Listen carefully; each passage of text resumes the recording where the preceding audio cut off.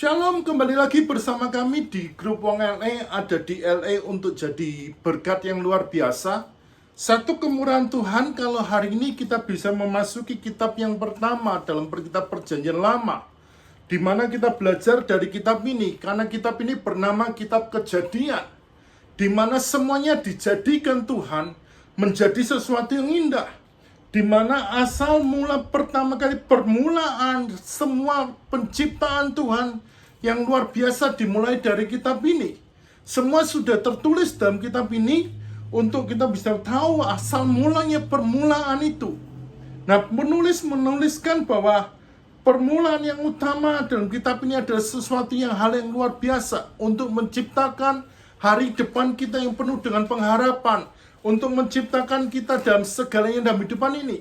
Saya mengencourage setiap kita para pembaca, jangan pernah berhenti membaca firman Tuhan, karena inilah sumber dari segala sumber. Ketika kita mempelajari kitab baik kitab, kita akan melihat kemurahan Tuhan yang besar dalam hidupan ini. Melalui channel ini, saya mengencourage terus, tetaplah membaca Alkitab setiap hari. Karena Tuhan kita, Tuhan yang luar biasa baik. Tuhan Yesus memberkati.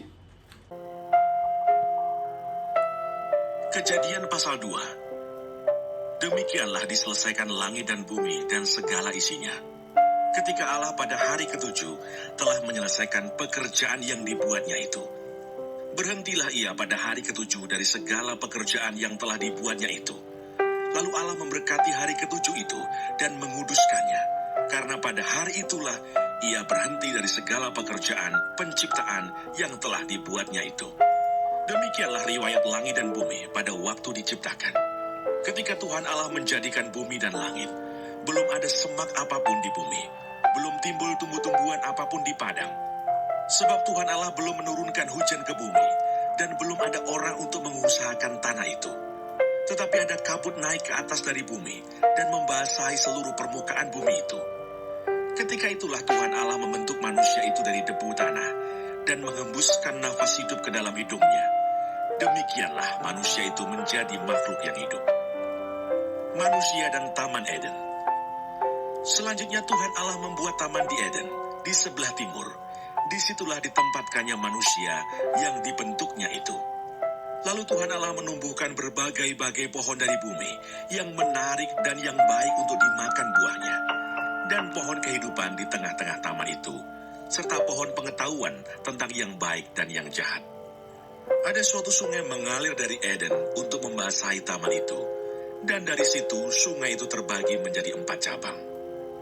Yang pertama namanya Pison, yakni yang mengalir mengelilingi seluruh tanah Hawila, tempat emas ada.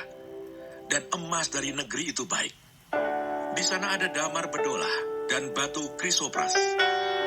Nama sungai yang kedua ialah Gihon, yakni yang mengalir mengelilingi seluruh tanah Kus.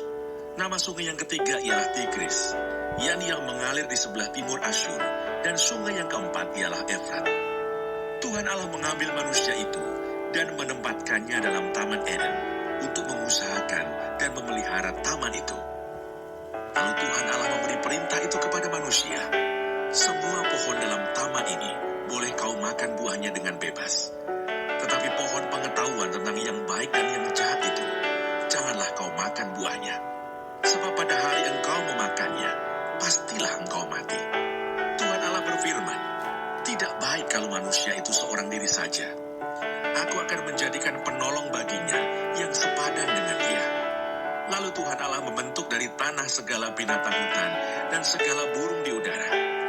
Dibawanyalah semuanya kepada manusia itu untuk melihat bagaimana ia menamainya. Dan seperti nama yang diberikan manusia itu kepada tiap-tiap makhluk yang hidup, demikianlah nanti nama makhluk itu. Manusia itu memberi nama kepada segala ternak, kepada burung-burung di udara, dan kepada segala binatang hutan. Tetapi baginya sendiri, ia tidak menjumpai penolong yang sepadan dengan dia. Lalu Tuhan Allah membuat manusia itu tidur nyenyak. Ketika ia tidur, Tuhan Allah mengambil salah satu rusuk daripadanya, lalu menutup tempat itu dengan daging. Dan dari rusuk yang diambil Tuhan Allah dari manusia itu, dibangunnyalah seorang perempuan. Lalu dibawanya kepada manusia manusia itu. Lalu berkatalah manusia itu, "Inilah dia, tulang dari tulangku dan daging dari dagingku. Ia akan dinamai perempuan, sebab ia diambil dari laki-laki. Sebab itu seorang laki-laki akan meninggalkan ayahnya dan ibunya, dan bersatu dengan istrinya, sehingga keduanya menjadi satu daging. Mereka keduanya telanjang, manusia dan istrinya itu, tetapi mereka tidak merasa malu.